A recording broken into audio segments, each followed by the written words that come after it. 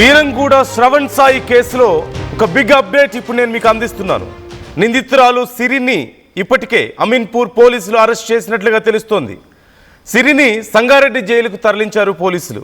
మరోవైపు సిరితో సహజీవనం చేస్తున్న హరిబాబుతో పాటు ఆమె కొడుకు రామును కూడా అరెస్ట్ చేసి విచారిస్తున్నారు.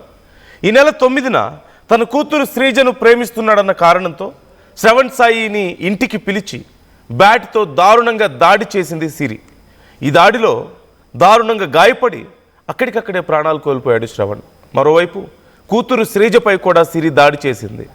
శ్రీజకు చేయి విరగడంతో హాస్పిటల్లో చికిత్స అందిస్తున్న పరిస్థితి కనిపిస్తుంది. ఈ నేపథ్యంలో ఇప్పటికే సిరి తానే దాడి చేశాను అంటూ ఒప్పుకున్నట్లుగా తెలుస్తోంది. విచారణలో ఇంకా చాలా సంచలన విషయాలు బయటపడుతున్నాయి. వాళ్ళ సంబంధానికి సంబంధించి, హరిబాబు సిరి మధ్య ఉన్నటువంటి రిలేషన్కి సంబంధించి చాలా విషయాలు బయటపడుతున్నాయి. మీరు స్క్రీన్లో చూస్తున్నారు. ఈ వారి మదరు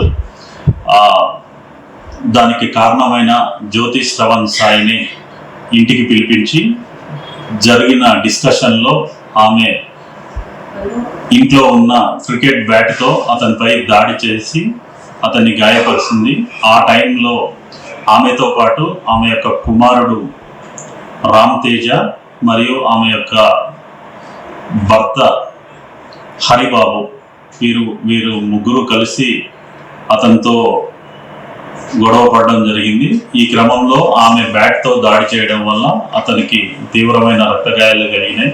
ఈ క్రమంలో అతన్ని సేవ్ చేసే క్రమంలో అతని శ్రీజ కూడా గాయాల పాలైంది. ఆవిడ కూడా head injury and other fractures జరిగినాయి. ఇప్పుడు ఆవిడ ప్రస్తుతం మన దగ్గరలోనే హాస్పిటల్లో ట్రీట్మెంట్ తీసుకుంటుంది. ఇట్టి కేసు విచారణలో వీరి ముగ్గురి ఇన్వాల్వ్మెంట్ ఉంది అని నిర్ధారించుకొని వీరి ముగ్గురిని ఈరోజు అరెస్ట్ చేసి రిమాండ్కి తరలించడం జరుగుతుంది. 9వ ఇప్పటికే వారి ముగ్గురిని అరెస్ట్ చేశారు. విచారణకి ఆదేశించినట్లుగా తెలుస్తోంది. విచారణ చేస్తున్నారు. ఒప్పుకున్నట్లుగా తెలుస్తోంది. సిరి తానే ఈ దాడి చేశాను, కావాలని ఈ దాడి చేశాను అంటూ ఒప్పుకున్నట్లుగా తెలుస్తోంది. అలాగే తనతో సహజీవనం చేస్తున్నటువంటి వ్యక్తిని, అలాగే వాళ్ళ సోదరుడు, వీళ్ళందరినీ కూడా అదుపులోకి తీసుకున్నట్లుగా సమాచారం అందుతుంది. మరోవైపు you can see on screen, ఒకసారి కొంచెం ఆ విజువల్ పెద్దగా చూద్దాం మనం. పెద్ద ఎత్తున విద్యార్థులు రోడ్లెక్కారు. ఆ యువకుడి ప్రాణాలు తీశారు, అతనికి న్యాయం జరగాలంటూ కోరుతున్నారు. ప్రేమిస్తే ఎలా ప్రాణాలు తీస్తారు మీరు, ఆ హక్కు మీకు ఎవరిచ్చారు అంటూ అక్కడ నినాదాలు చేస్తున్నారు. వాళ్ళకి కఠిన శిక్ష పడాలి అంటూ వారు డిమాండ్ చేస్తున్నారు. ఒక్కసారి just listen to those slogans. ఒకసారి వినండి ఏమంటున్నారో విద్యార్థులు, ఏం డిమాండ్ చేస్తున్నారో ఒకసారి వాళ్ళ మాటలోనే చూద్దాం.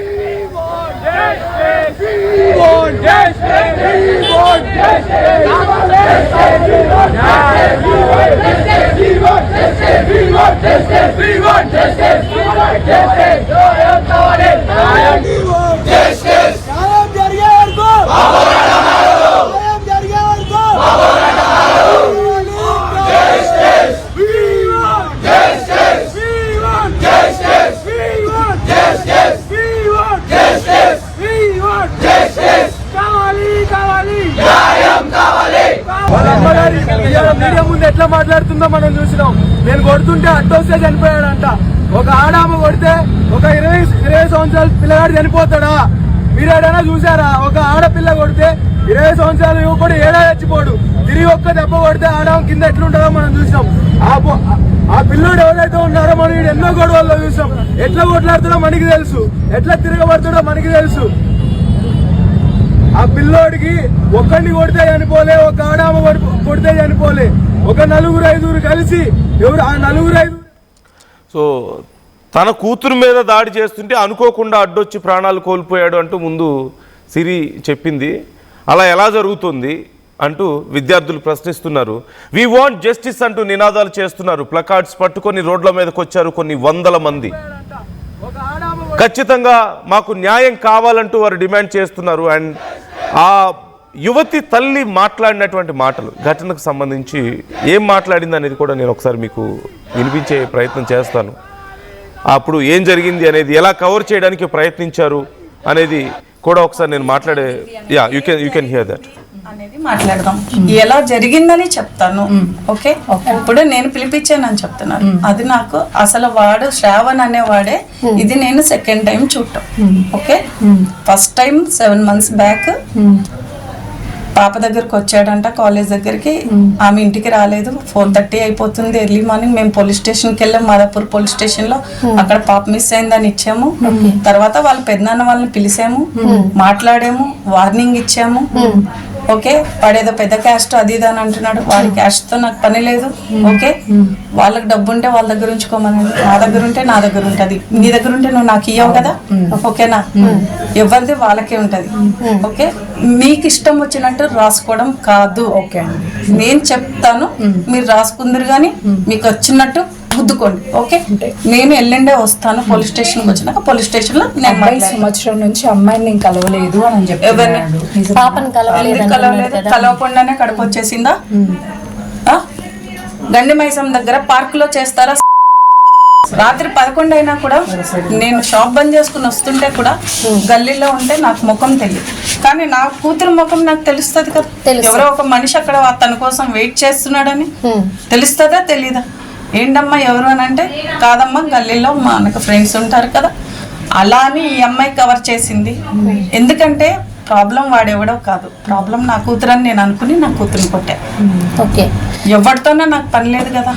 మీ పాపను కొడుతుంటే తను ఎలా వచ్చారండి? అబ్బాయి ఎట్లా వచ్చాడు?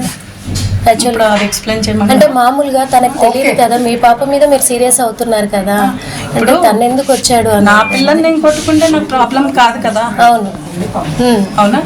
ఎస్, నా కూతుర్ని కొట్టుకుని నా కూతుర్ని కొట్టుకున్నా నాకు ప్రాబ్లం కాదు. నేను చెప్తాను, మళ్ళీ మళ్ళీ పాప కండిషన్ కి ఏమన్నారు డాక్టర్లు? పాప కండిషన్ ఎలా ఉందన్నారు? చెప్తాను అన్నారు, ఇంకా చెప్పలేదు. మా ప్రతినిధి నిర్మలతో మాట్లాడినటువంటి మాటలు మీరు విన్నారు. ఆ యువతి తల్లి, నా కూతురు నేను కొట్టుకుంటున్నాను అంతే తప్ప అతనితో నాకేం సంబంధం అని చెప్పేసి మాట్లాడుతున్నారు. అసలు విషయం ఒప్పుకోక ముందు ఘటన జరిగిన తర్వాత ఆర్టీవీతో ఎంత పొగరుగా మాట్లాడుతున్నారో మీరు చూస్తున్నారు కదా. ఆ తర్వాత మీరు ఏం చేసుకుంటారో చేసుకోండి, ఏం రాసుకుంటారో రాసుకోండి, నేను వస్తాను డీటెయిల్స్ చెప్తాను అని చెప్పేసి చాలా పొగరుగా మాట్లాడుతున్నటువంటి మాటలు మనం వింటున్నాం. తన కూతుర్ని తాను ఏం చేసుకుంటే ఏంటి అని ప్రశ్నిస్తున్నారు. అండ్ డీటెయిల్స్ తెలుసుకుందాం, ఇంకా ఏమేమి విషయాలు చెప్పారు, ఇప్పుడు ఈ కేసుకు సంబంధించి ఏం జరుగుతుందో తెలుసుకుందాం. నిర్మల, మీరు మాట్లాడారు డైరెక్ట్గా, మీతో కూడా ఆ యువతి తల్లి మాట్లాడారు. చాలా పొగరుగా సమాధానం చెప్తున్నటువంటి పరిస్థితి అక్కడ మనకు కనిపిస్తోంది. అప్పుడు ఏమో నా కూతురు నేనేదో చేసుకుంటున్నాను, అసలు నాకు అతనితో సంబంధం లేదని చెప్పి మాట్లాడారు. ఇప్పుడు పోలీసుల ముందు ఒప్పుకున్నట్లుగా తెలుస్తుంది విషయం, నేనే చేశాను ఇదంతా అని ఒప్పుకున్నట్లుగా తెలుస్తుంది. సో రీసెంట్ అప్డేట్స్ ఎలా ఉన్నాయి ఈ కేసుకు సంబంధించి, అసలు ఏమేం విషయాలు బయటకు తెలుస్తున్నాయి విచారణలో, ఇప్పుడు ఏం చర్యలు తీసుకోబోతున్నారు? ఇప్పుడైతే మరి పోలీసులు ఆల్రెడీ సిరిని అరెస్ట్ చేయడం కూడా జరిగింది, రిమాండ్కు కూడా తరలించారు. శనివారం రోజు రాత్రి 12 గంటల సమయంలో కూడా సిరిని ఇన్ని రోజులు కూడా ఆసుపత్రి వద్దే శ్రీజ దగ్గర ఉంచడం కూడా జరిగింది. మరి సమగ్ర విచారణ తర్వాత సిరి ఎవరితో అయితే సహజీవనం ఉంటుందో హరిబాబుని, అలాగే సిరి కొడుకు రాముని కూడా పోలీసులు అరెస్ట్ చేసి ఇప్పుడైతే మరి సంగారెడ్డి జైలుకి తరలించడం కూడా జరిగింది. అక్కడ రిమాండ్కు పంపించడం జరిగింది. పటాన్ చెరువు ప్రభుత్వ ఆసుపత్రిలో అక్కడ వైద్య పరీక్షల నిమిత్తం తర్వాతే వాళ్ళకు రిమాండ్ విధించడం జరిగింది. కాకపోతే ఇక్కడ హరిబాబు హస్తం కూడా ఉంది దీంట్లో అని పోలీసులు క్లియర్ కట్గా కూడా వాళ్ళ అనుమానాలు నిజమయ్యాయి. కాబట్టి ఇప్పుడు తనను కూడా రిమాండ్కు తరలించడం జరిగింది. హరిబాబుతో కలిసే ప్లాన్ ప్రకారమే చరణ్ సాయి పైన వాళ్ళు దాడి చేసినట్టుగా కూడా తెలుస్తూ ఉంది. సిరి తల్లి మాత్రము చాలా అంటే చాలా రుబాబుగా కూడా తను చెప్తూ ఉన్నారు. అవును, నా బిడ్డ తప్పు చేసింది, వాడితో తప్పు చేసింది, వాడిది ఏ కులం అయితే నాకేంటి, ఏ మతం అయితే నాకేంటి, ఎంత డబ్బు ఉంటే నాకేంటి, నా దగ్గర కూడా ఉంది డబ్బు అని చెప్పి అందుకే నేను కొట్టాను, నా కూతుర్ని కొడుతుంటే తను అడ్డొచ్చాడు అని అంటోందే. కానీ మరి తనను కొడుతున్న విషయము శ్రావణ్ సాయికి ఎవరు చెప్పారు, ఎవరు పిలిపించారు, తర్వాత శ్రావణ్ సాయి పైన దాడి చేసిన తర్వాత ఎవరెవరు తీసుకెళ్లారు తనని హాస్పిటల్కి, దేనిపైన తీసుకెళ్లారంటే మాత్రం ఎలాంటి సమాధానం కూడా తను చెప్పడం లేదు. నిర్లక్ష్యం వహిస్తున్నారనే చెప్పొచ్చు ఈ కోణంలో. మరి పోలీసులు మాత్రం ఇంకా ఎంక్వైరీ అయితే విచారణ కొనసాగిస్తూనే ఉన్నారు. ఎందుకంటే ఇంకా చాలా అనుమానాలు ఉన్నాయి కాబట్టి, అక్కడ ఏరియా సీసీ కెమెరా కూడా పనిచేయని పరిస్థితిలో ఉంది కాబట్టి ఇంకా సిరి కొడుకుని రాముని మాత్రం పోలీసుల అదుపులోనే ఉంచుకొని ఇంకా విచారణ కొనసాగిస్తూనే ఉన్నారు. ఇక్కడ శ్రీజ పరిస్థితి ఇంకా ఆసుపత్రిలోనే తను ట్రీట్మెంట్ తీసుకుంటూ ఉంది. కాకపోతే పోలీసులు కూడా తేల్చి చెప్పేశారు శ్రీజ ఇప్పుడు 3 నెలల గర్భవతి అని, అందుకే ఇప్పుడు ఆసుపత్రిలోనే ఉంచాము అని చెప్పేసి కూడా పోలీసులు చెప్తున్నారు. నందు అంటే శ్రీజ ఏమైనా డీటెయిల్స్ చెప్తుందా ఏం జరిగింది అక్కడ? ఎందుకంటే శ్రీజ మీద దాడి చేస్తుంటే అతను అడ్డొచ్చాడు అని చెప్పేసి సిరి చెప్తున్నారు. లేదు అక్కడికి ఆ ఇంటెన్షన్తోనే పిలిచి ఆ సందర్భంలో దాడి చేశారని చెప్పి మనకు తెలుస్తోంది. శ్రీజ అక్కడే ఉంది కాబట్టి తన మీద కూడా దాడి జరిగింది, తీవ్రంగా దెబ్బలు తగిలాయి కాబట్టి ఇప్పుడు తను మాట్లాడే పరిస్థితిలో ఉందా? తను ఏమన్నా డీటెయిల్స్ చెప్తుందా? అంటే ఇప్పుడు శ్రీజ పోలీసుల బందోబస్తులో ఉంది కాబట్టి అక్కడికి శ్రీజ పరిస్థితి కూడా మాట్లాడే పరిస్థితుల్లో లేదు అని చెప్పేసి డాక్టర్లు మనం అక్కడికి వెళ్తే చెప్పడం కూడా జరిగింది. కాబట్టి అప్పుడు శ్రీజతో మాట్లాడించే ప్రయత్నం చేయలేకపోయాము. కానీ ఇప్పుడు కొద్దిగా కోలుకుంటుంది శ్రీజ అని కూడా చెప్తూ ఉన్నారు పోలీసులు. డాక్టర్లు కూడా ఇప్పుడు కొంచెం నిలకడగానే ఉంది అన్నారు. కాబట్టి త్వరలో శ్రీజ నుంచి కూడా నిజాలు రాబట్టే ప్రయత్నం అయితే చేద్దాం. నందు ఓకే, ఎప్పటికప్పుడు మాకు డీటెయిల్స్ అందిస్తూ ఉండండి నిర్మల. సో ఈ కేసుకి సంబంధించి ఇప్పటికే ఇట్స్ వెరీ క్లియర్. వాళ్ళని మీరు డిక్టేట్ చేస్తారా ఏం చేయాలో? వాళ్ళు ఎవరిని ప్రేమించాలో, ఎవరిని ప్రేమించకూడదో, ఎవరిని పెళ్లి చేసుకోవాలో అన్నీ మీ ఇష్టమా? వాళ్ళు మనుషులు కాదా? వాళ్ళకి నిర్ణయించుకునే హక్కు లేదా? సరే ఒకవేళ మైనర్స్ అయి అనుకుందాం, ఇన్ కేస్ అయితే కూడా వెంటనే వాళ్ళతో మాట్లాడచ్చు. They are not minors first of all. So వెంటనే వాళ్ళతో మాట్లాడి సమయం తీసుకొని కౌన్సిలింగ్ ఇవ్వాలి తప్ప దాడులు చేయడం, కొట్టడం, ప్రాణాలు తీయడం, సగటు మనుషులే కదా వాళ్ళు కూడా. ఏం శిక్షలు వేయాలి వీళ్ళకి? ఏం చేయాలి వీళ్ళని? అసలు ఎలా చెప్తే వీళ్ళకి బుద్ధి వస్తుంది? ఇలాంటి వాళ్ళకి పరువు పోతుందని కొందరు, కులం పేరుతో కొందరు, లేదంటే మేము చెప్పిన వాళ్ళనే పెళ్లి చేసుకోవాలని మరికొందరు, ఇలా ఎంతోమంది పేరెంట్స్ వాళ్ళ పిల్లల ప్రాణాలు తీస్తున్నారు. ఒకవేళ ఇంట్లో ఒప్పుకోవడం లేదని తాము ప్రేమించిన వాళ్ళతో వెళ్ళిపోయి దూరంగా బ్రతుకుతుంటే వాళ్ళని వెతికి వాళ్ళ ప్రాణాలు తీస్తున్నారు, వేటాడుతున్నారు వాళ్ళని. ఏం చేయాలి వీళ్ళని? ఎలా చేస్తే ఇలాంటి వాళ్ళకి మార్పు వస్తుంది? ఎలాంటి శిక్షలు వేస్తే వీళ్ళకి తగిన న్యాయం జరుగుతుంది? ప్రాణాలు పోగొట్టుకున్న వాళ్ళకి, జీవితాలను పోగొట్టుకున్న వాళ్ళకి. అతని ప్రాణాలు పోయాయి, ఇప్పుడు ఏం శిక్ష వేస్తే అతనికి న్యాయం జరుగుతుంది?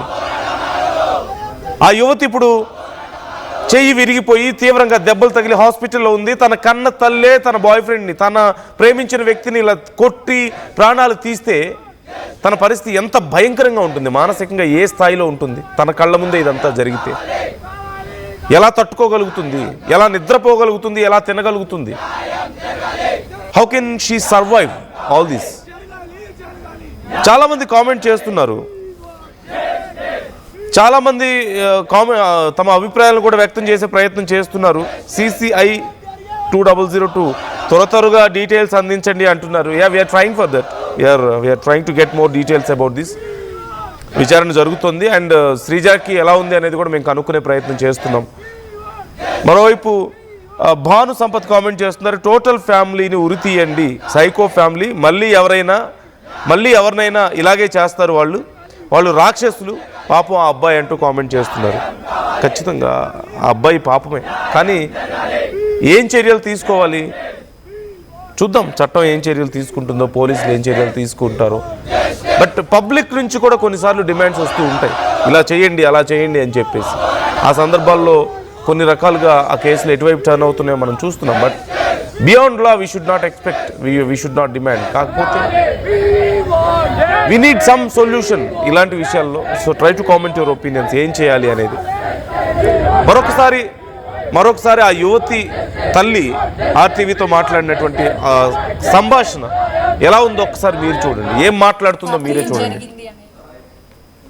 అనేది మాట్లాడదాం. ఎలా జరిగిందని చెప్తాను.